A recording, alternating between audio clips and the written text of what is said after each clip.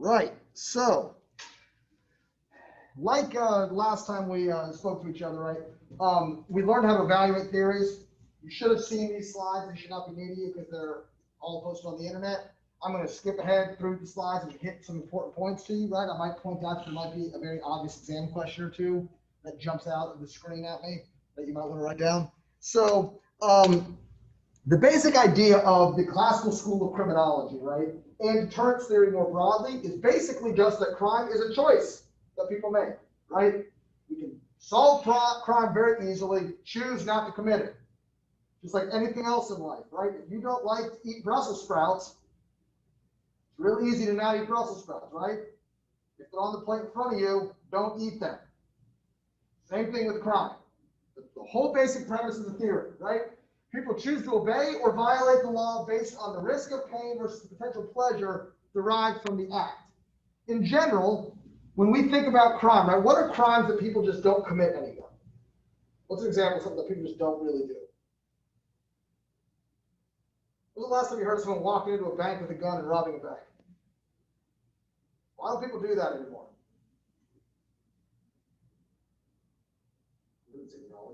Well, so we have technology, right?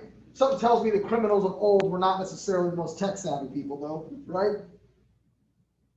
What basically happens if you walk into a bank with a gun? You're going to get caught, right? So it's guaranteed you are going to get caught. There are silent alarms, it's bulletproof glass. Some banks you've got to walk through two different doors, and when you're in between the two doors, the bank tellers can lock you in, so you're in like a bulletproof cage, right? You're going to get caught doing it. However, what are crimes that people commit on a very, very regular basis?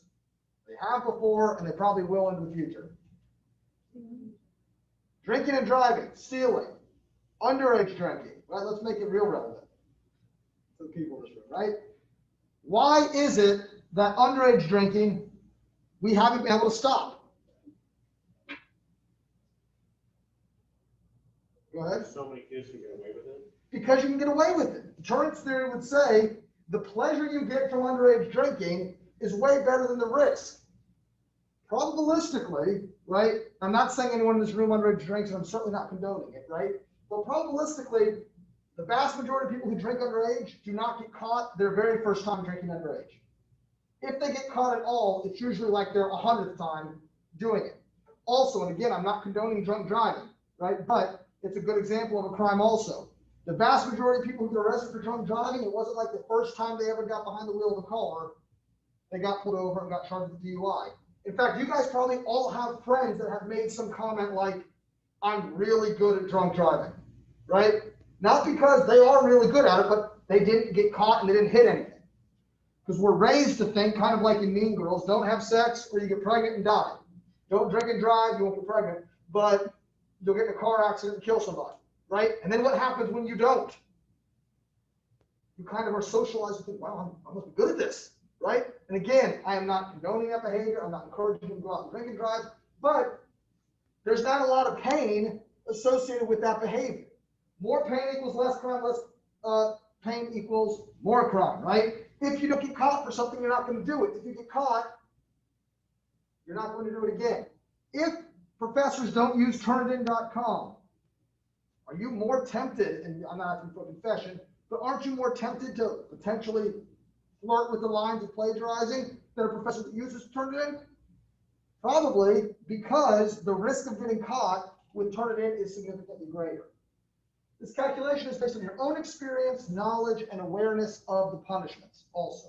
Now, this last part should jump out at you. What is the problem with this last part? Awareness of the punishments. Most people are not aware of what the punishments are. What is the punishment for burglary? If you broke into my house and stole all my stuff, spoiler alert, not a lot of stuff to steal, all right? Don't waste your time. What's the punishment for that? Prison point? Abstractly, we know it's prison in some capacity. How long? Sure. Who knows? Can you make an accurate pleasure-pain calculus if you don't know how long you're going to get incarcerated? What if you were incarcerated for 3 days? Is that the same as incarcerated for 30 years?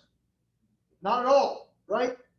There are times I might make a joke about my wife in public and I think, I know this is probably going to piss her off, but is it funny? Worth it, right? Because I think she's not going to get that pissed off. What happens though if she gets super pissed off and I have to sleep in the guest room?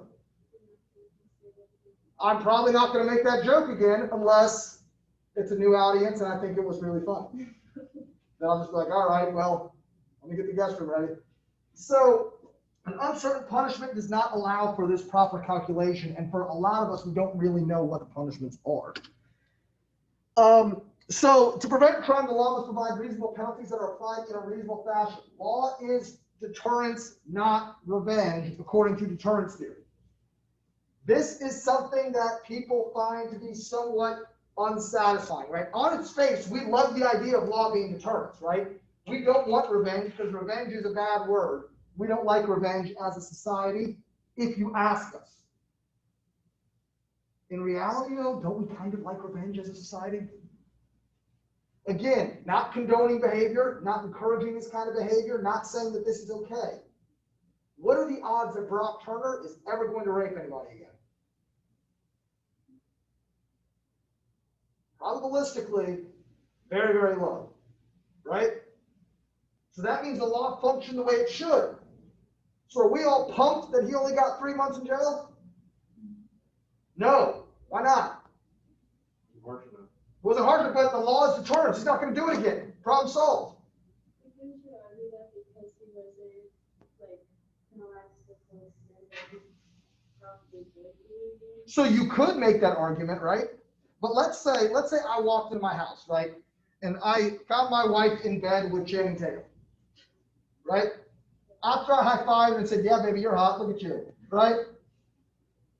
If I kill both of them, am I a homicidal maniac bent on killing people? Probably not, right? So because of that, can I spend 6 months talking out my feelings with the therapist and then move on? I probably wouldn't commit the crime again, right? Right. It's super unsatisfying to only view it as deterrence, right? There's something inherently satisfying about this revenge and punishment element to crime. The theory, though, says law shouldn't be revenge. Law should be deterrence. If it's stopping you when stopping others from committing the crime, it's doing its job. Do we like that? Not particularly, right? Legislatures need to clearly define law and punishments, and the punishment needs to be proportional to the crime. This is also very important. If the punishment is too severe, it's unjust, and if it's too light, it won't deter. Too severe, it's unjust. If I say, if you steal something, I'm going to chop your arm off. If you're starving to death, are you going to risk stealing soup? Probably. But would you just stop at soup? No, if you're getting your arm chopped off, you might as well steal the whole semi-truck full of food, right? Let's go big or go home. Let's make it worth it. Growing up, my brother and I, my parents had 3 kids in 3 years. They're very fertile. And then they decided business and all that. My older brother, me, and then my little sister. So my little sister grew up with 2 older brothers. We were all rough and tumble kids growing up. People always get really mad when I talk about my brother and I beating on my sister because like, oh my God, she's a girl. You know, when you're 5, you're not girls and boys. You're just siblings that beat the hell out of each other, right? So growing up, my mom was very, very protective of my baby sister because that was her baby. That was her little girl. She was very concerned about my sister, you know, in anything in life. My sister used to pick where my brother and I went for our birthday dinners because it was my sister, right? My sister figured out, and she had no problem wrestling with us and hitting us back when we all got into it. She figured out pretty quick, though, she could hit us, take off to my mother's room, and say, Mom, Brian or Josh are about to hit me, and we would get in just as much trouble as if we hit her. So she figured out what the rules were, but then because the punishment was potentially too unjust, what were my brother and I motivated to do? If we're going to get hit anyway, the goal was chase her down before she makes it into mom's room. So we at least earn the beating, right? So it was kind of this perverse incentive, is what we call it in sociology, to beat the hell out of my sister, right? So she then got more sophisticated and would come in the room like a baseball and chuck it at us if she was mad at us, and then run so that she had more of a head start. But if my brother and I caught the baseball was flying right back at her, right, as we chased her through the house. At the same time, we all know those people who have parents that the punishment is nothing, right? Don't do that or I'll be upset. Okay, well, what will happen to me? Well, nothing, but I'll just be upset. Ooh, that's really hard, right? Or we have those teachers, right? Whenever there was a substitute, we all knew a substitute really couldn't do anything to us in high school, right? So were we always really nice and well-behaved for our substitutes? Not ever, right? Because there was no real punishments associated with it, right? So there are basic assumptions here to this theory that are important. The first one is that the pleasure for crime is the same for everyone. We have to, whenever we see assumptions, we have to challenge it. Is this assumption true? The punishment is fitting the crime, not the individual, right? So because of that, we have, here's this act, here's this punishment, and that's where the system is set up. You guys are in college. Presumably, I make more money than you guys do. I'm not sure that that's 100% true, but presumably that's true, right? Do you guys have the same motivation? If we both stole something, would we have the same motivations for stealing something? Probably not. I might steal something because I think it's funny or just to see if I can get away with it. You guys might steal something because you actually need something, right? Should our punishments be the same? Probably not, because we have different motivations and different benefits or reasons for committing the crime, right? The characteristics of the individual become irrelevant, which can be problematic if the law is supposed to be deterrence, not revenge. Another assumption is the more serious crime, the higher the gains, therefore the more serious crime, the higher the punishments. Murder is how you're going to get punished most in American society more often than not, right? As a college kid, do you have more incentive to commit a murder or to get drunk and maybe smoke some weed? What are you going to derive more pleasure from? Probably the substance abuse, not the homicide. So why have we decided in our system that the more serious the crime, clearly the bigger the benefit is?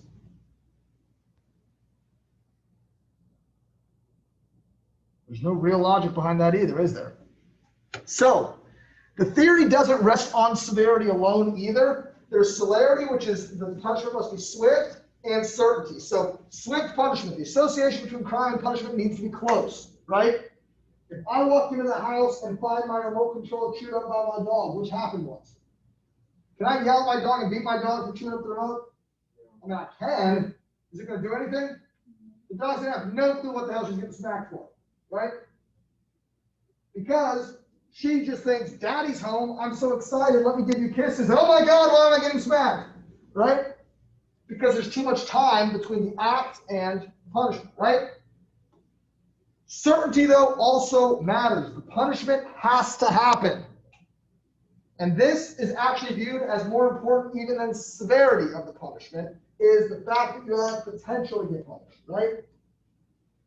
What's the average speed we go when we're driving down 95? 80. Why? The speed limit is clearly 70. Why are we going 80? No one's ever getting pulled over going 80, right? That's just, the cops tend to just kind of ignore you if you're going 80 miles an hour. So the certainty of punishment is what? Very, very low. So you go ahead and do it, right? You can go flying past the cop and not even push the brake. Like if you're going, like if I was going 10 over in a 45 mile an hour and I saw a cop, would I freak out?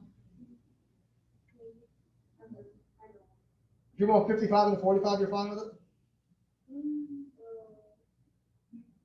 That's, you're at least kind of cognizant of the fact that the cop's there. Probably. Right. If you're going 80 in a 70, you don't care at all.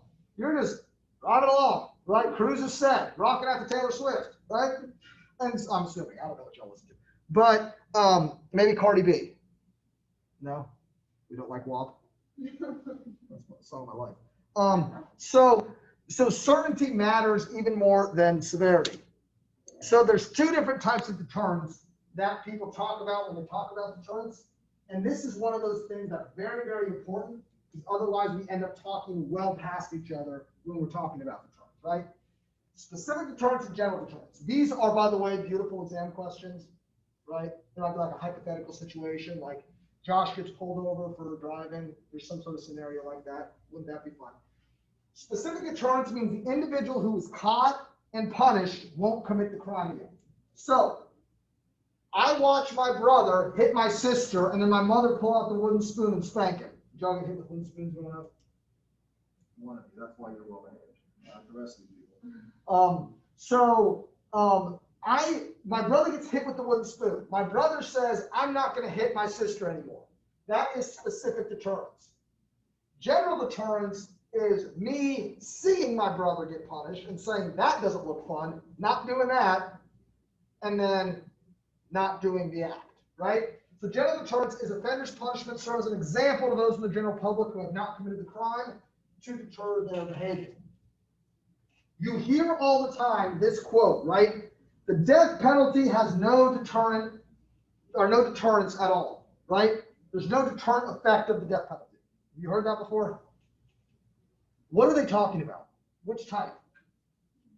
There's no general deterrent effect of the death penalty, right?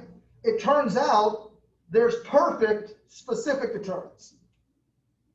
Because, in fact, you should write this down, dead people don't commit crime, right? You're not right. I'm just kidding. You're not right. But the fact is, right, when we say there's no deterrent effect, that is not accurate in both types of deterrence. And this is where people talk past each other. What do you mean there's no deterrent effect? The person is dead, but there's no deterrence. Well, no, you're right. The general deterrent effect of the death penalty is very, very weak. Specific deterrence, though, is high. So it's important to be able to talk about this difference, right, in order to have an intelligent conversation about the deterrent effects of certain acts. Is there something to be said for just punishing the individual who did a bad thing? Is that okay? Sure, we don't need to make it a cause necessarily, right? There are times when I got in trouble at school and my brother and sister didn't ever find out about it. My mom or my dad just pulled me off to the side and said, hey, I know you did this thing. We're not going to make a big deal out of it, but you better, sit your tuchus in the den for the next 3 nights because you're not watching TV. Okay, fair enough. And then, I just served my time, right? So all of these principles are still at the heart of modern day deterrence, right? And also, deterrence theory is at the heart of our criminal justice system today.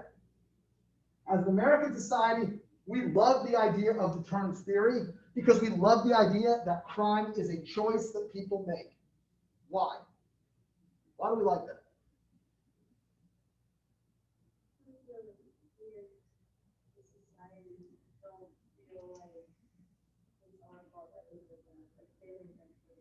So we don't blame society for it. It's the individual's fault. We love doing that. Why else? We feel like we can control it. Like the reason they're committing crime is because they're bad people who choose to do bad things. Therefore, we can just control the bad guys. And there's a third reason.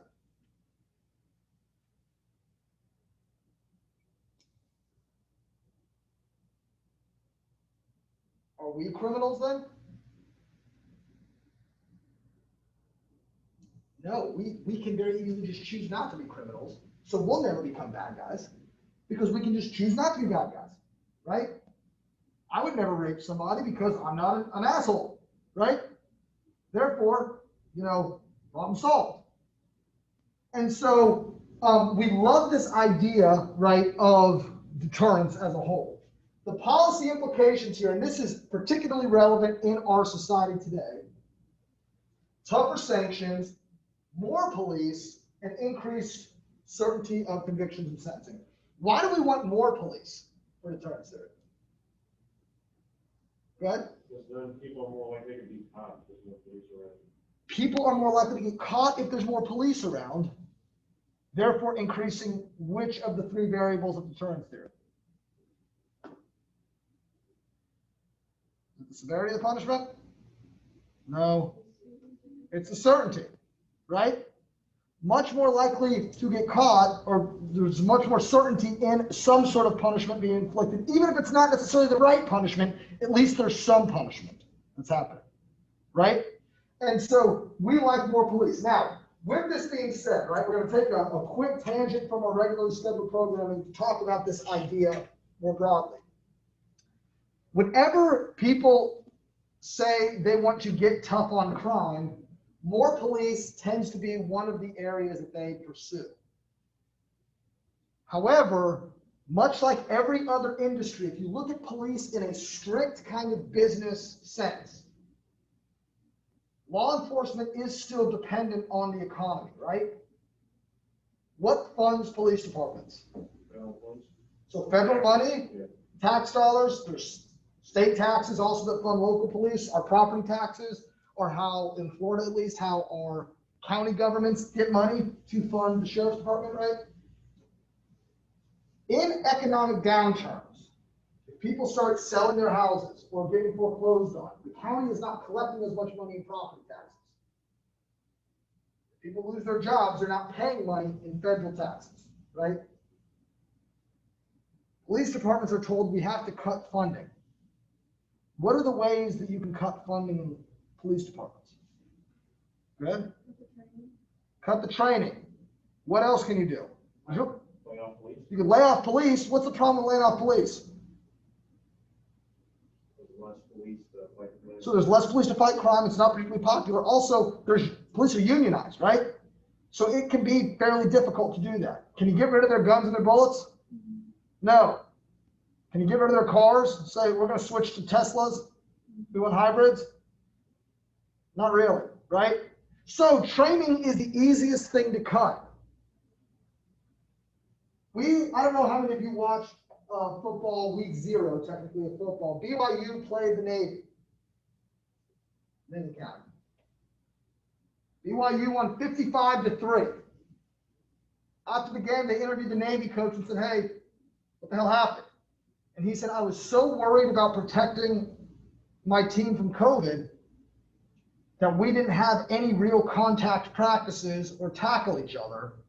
We just tackled donuts and dummies in practice the whole time.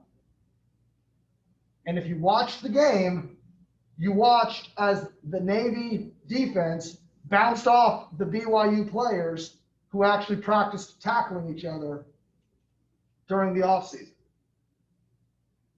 If you don't train the way you play, what ends up happening? You play the way you train, right? And so when you're tackling a 50-pound, tire, what does the tire do when you hit it? It falls over. It turns out running backs don't just fall over unless they play for FSU, right? Or in this case, the Navy also. And so if we're not training our cops adequately, what happens when they go out on the street? They don't know what they're doing, or they're not making the best decisions because they're not in the mindset to be making these decisions. They haven't been continued to keep up with their training to make these decisions, right? And so when the economy tanks, it's almost always associated with policing issues because the police department has to come up with a way to figure out how to cut costs. One of the big kind of dangers now, right, is there's this movement to do what? Right, cut funding to law enforcement even more. Where is that money going to come from even more? Probabilistically, more training is going to get cut before they start laying off people or having less cars, right? And so one of the big kind of larger issues in defunding, right, is for a police department and a law enforcement system that's already not adequately funded, to cut the funding even more is actually going to probably make a lot of these issues worse. So what's the solution? More funding. Extra fund the police. Right now, some people will say, well, some of the big issues is the police are using money to buy tanks. And we got this militarization of law enforcement going on, right? And that's kind of the counter argument to this. Instead of spending money on tanks, we should spend money on mental health training. And that is all well and good right up until you need the police to have some sort of better weapon, right? I don't know if you guys recall, if you ever watch old movies from like the 60s and 70s of police, do you know what kind of guns they carried? Carried revolvers. I don't know how sophisticated y'all's knowledge is of guns. You know what a revolver is versus a semi-automatic handgun? Right, they carry a revolver. Right up until there was this issue down in Miami where the police got in a shootout with a bunch of people with semi-automatic handguns. The police had 6 bullets in their gun before they had to reload. The bad guys had like 15 bullets in their gun before they had to reload. Who suddenly was outgunned? The police were. Even people get all excited about the tanks that cops have. I don't know if y'all were, I know y'all were alive, but do y'all remember Pulse nightclub shooting that happened down in Orlando? You know how the police stopped the Pulse nightclub shooting? The only way they could get in to stop it was to literally drive the tank through the wall of the building to enter and kill the gunman. If they didn't have the tank, they would have had to try and get in through the doors, and a lot more people presumably would have been killed. And so it's one of those things that people get real worked up and excited about, like, well, why are the police running around like the military? Number one, the weaponry is not the same as the military, right? They're not having howitzers that they're launching when there's no artillery strikes happening, there's no drone strikes by law enforcement. On top of that, as criminals get more sophisticated, the police have to keep up, or they find themselves outgunned and outmanned by some sort of criminal enterprise, which is not a position the police should find themselves in, right? And so defunding the police isn't the answer. And in fact, there's a strong argument to be made that extra funding should be given to the police. Now, people get all worked up again with the militarization and say, why in the middle of, Idaho, is there a police department with a tank? And again, tank is really a misnomer, because it's not like there's a cannon on the front of the thing that's blasting, holes and things. But problem is, if you look at mass shootings, where do they happen? Are they only happening in big cities? No, they're happening everywhere, right? And so if we're going to stop crime everywhere, we have to have the resources that can respond quickly everywhere. And so a lot of these ideas, right, it's the intellectually lazy answer is to say, well, they're spending too much money on these guns that they don't really use because they have a hero complex and they want to go out there and go, pew, pew, pew, I feel cool, right? That's just intellectually lazy, though. And so there are strong justifications for these things. However, there's not strong justifications for cutting training even more. And so that is, that is our break. We're about to return to regular scheduled programming. But before we do, are there any questions about any of that in particular? I'm happy to talk about it. And also, right, there needs to be better training for race. There needs to be better training for socioeconomic status. One of the reasons why I encourage everyone who majors in criminology to either major or minor in sociology as well is because we're going to talk about the crime aspect of things. Sociology is going to talk about all the other issues that go into a society functioning, right? And so we can't talk about crime as if it's this just kind of aberration in a normal society. It is a part of societies. And so we need to understand why crime happens, but we also need to place it in the context of larger societal issues. Poor people, they are probably, like, there's a lot of evidence to suggest that poor people commit more crime than wealthy people, depending on the type of crime, right? Wealthy people obviously commit a lot of crime as well. There's not really a substantive difference, but they commit different types of crime. Rich people tend to not steal food to eat. Why? Yeah, they go to the store and buy it. They don't tend to steal TVs for their house. Why? They go to the store and buy it, right? And so there are issues with poverty as it relates to crime. There are issues with race, and especially how we've kind of structured societies as it relates to crime. Even policing and race, right? It used to be quotas are technically illegal. Most cops that I talk to though say, we don't have quotas, but if I show up after an 8-hour shift as a patrolman and I don't pull anyone over, I'm going to get yelled at because they're going to wonder what the hell I was doing for 8 hours. Go ahead. Is it true that like at the end of the month you have to turn in like a number? It's not typically, so that is a kind of misnomer or a misconception of law enforcement.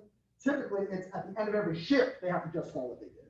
And so if I am working for 8 hours as a patrolman and I say, I saw no traffic crimes, people are going to say, or my boss is going to be like, where were you patrolling? A cow field? Like, what were you looking at? What do you mean you saw nothing, right? But if I show up with nothing, and that'll get me in trouble, but there's not a quota,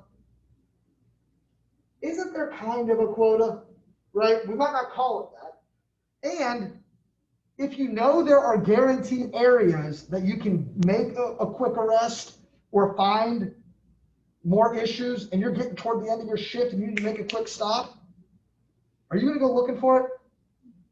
Probably, because you're incentivized to make sure you come back with some stuff, right? And so and that's typically poorer, more rundown neighborhoods, which are disproportionately minority, right? So there are issues that need to be addressed, but a lot of those issues, the solution to those issues is not let's get rid of the police or let's cut their funding. The issues are let's train them more on these issues to make sure they're not handling these or doing these things that are biased or in some way prejudicial, right? So as far as the empirical testing of deterrence theory, empirical tests were very rare until the 1960s. Really, criminology as a discipline did not become a real heavy empirical recognized discipline until about the 50s and 60s. And since the 70s, this is one of the most frequently studied theories because in large part, this is the theory that America adopts the most in its handling of crime. The first studies examined the role of the death penalty in homicides and found that states who abolished the death penalty did not have higher or lower murder rates. And basically, the death penalty had no general deterrent effect. It really was largely useless. It did really nothing to help stop crime or cause crime, right? Obviously, we already talked about general versus specific deterrent effects, so we don't need to talk about that. Other studies have examined deterrence beyond death penalty cases. They haven't really studied the swiftness, but they heavily studied certainty and severity. And there are different types of measures. We can talk about those if you have questions, but those are all online. There is this idea that having a system generally probably has a deterrent effect, and there's this idea of absolute deterrence. Kind of like in those movies, what they call like The Purge or whatever, where there's no crime for 24 hours or no law enforcement for 24 hours. If we did that, probably we would see this huge uptick in criminal behavior. And then once the system was reinforced, then it would go back down. General deterrence seems to work at very low rates. And so the empirical validity of deterrence theory is quite limited. Deterrence theory as a whole has weak empirical support, and yet it is something that the vast majority of our laws and our system are based on. Why do you think that is?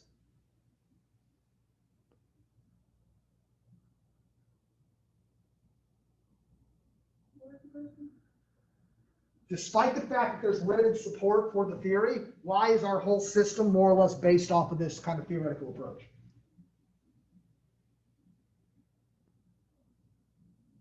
Is it easy to understand? Does it make sense conceptually? Does it kind of feel good? It's pretty easy, right? It's really easy to adopt something that makes sense, is easy to understand, and more or less kind of feels good and fits with the general morality. Isn't this basically how your parents raised you? If you do something bad, you will get punished. Don't do that bad thing again. Did your parents ever, when you were getting yelled at, say, why did you do that? And make you explain it? and you don't necessarily even have an explanation for them, but they say, well, I'm going to punish you to make sure you don't do it again. There are all sorts of times. I remember one time my sister was annoying the hell out of me, and she was only a year younger than me, so I must have been in 7th grade. She was in 6th grade.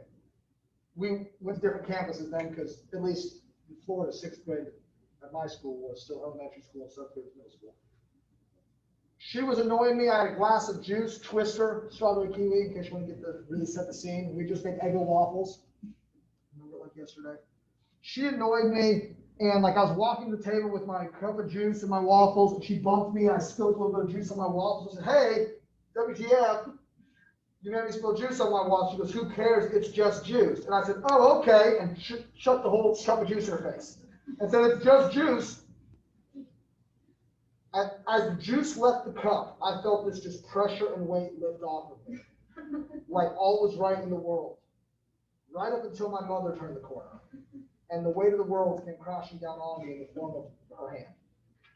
And I got beaten like a grown man that day. And the best part was my sister's carpool was pulling into the driveway, so she didn't have time to change. So she went to school sticky the whole day and smelled like strawberry kiwi Twister the whole day, which was awesome. It's like the best revenge. But if my mom said to me, why did you throw that juice in her face? I said, well, I reasoned it out, and I did a pleasure pain calculus, and I thought, I'm probably going to get in trouble for this, but it's worth it because she was annoying me because she spilled a little juice in my cup, or in my plate. No, that's not logical at all. Right? There's no real explanation for how I do it. It's just a knee-jerk reaction to how I did something, right? But I still got punished for it so that I would know not to do it again. So problem solved, right? And that's why we like this theory so much. It just kind of makes sense, and it's how parents parent. And isn't that kind of how we treat criminals? If we could just sit down with them, talk with them, work things out with them, easy peasy, right? Problem solved. They'll learn their lesson, and then we'll all move on, right? And that's not necessarily the case. The deterrability of the offender also may matter, right?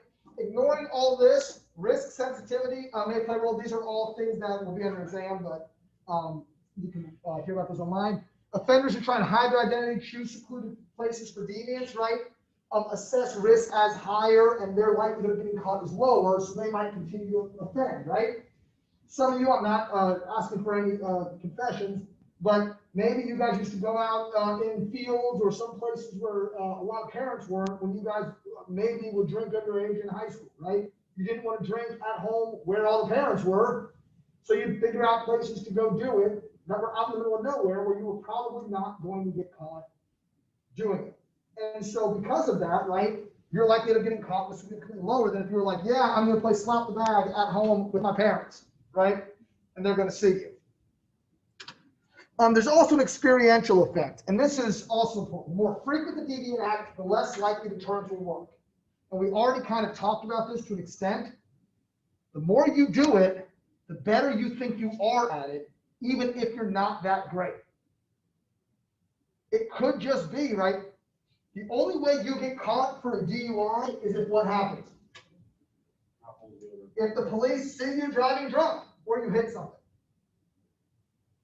The vast majority of people who get arrested for DUI did not actually hit anything. So they just happened to have the misfortune of passing a cop while they were driving drunk. It doesn't mean you're good at drunk driving. It just means the cop was there and saw you driving. Have you ever been driving down the road and been like, what the hell is that guy doing? And you just see him keep driving, right? Unless you call the police or someone else calls the police, there's really nothing to do about it, right? You're not going to pull them over, right? Please, for the love of God, do not pull them over. Don't decide you're like Barney Fife and start, flashing your lights out or anything. That'd be weird.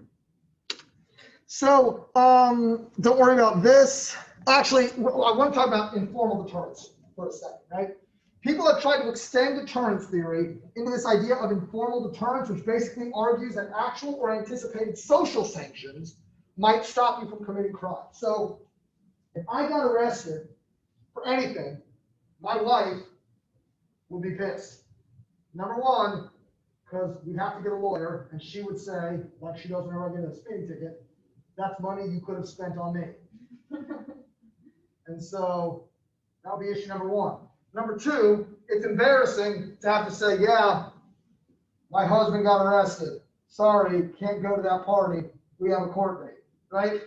And so for fear of my wife, I might not commit crime, right? And this actually has better empirical support than traditional deterrence theory. And formal punishments work best when combined with this informal deterrence. Could you imagine if you got a DUI or a minor possession, calling mommy and daddy up and saying, hey, here's the deal, got arrested. Probably your parents would not love that, right? Some of you might feel like vomiting just thinking about it right now. However, is that deterrence theory? Not really. Deterrence theory says, here's what the punishment is, and you do a pleasure pain calculus. Worrying about how your family's going to react has nothing to do with the punishment and has nothing to do with the pleasure pain calculus, right?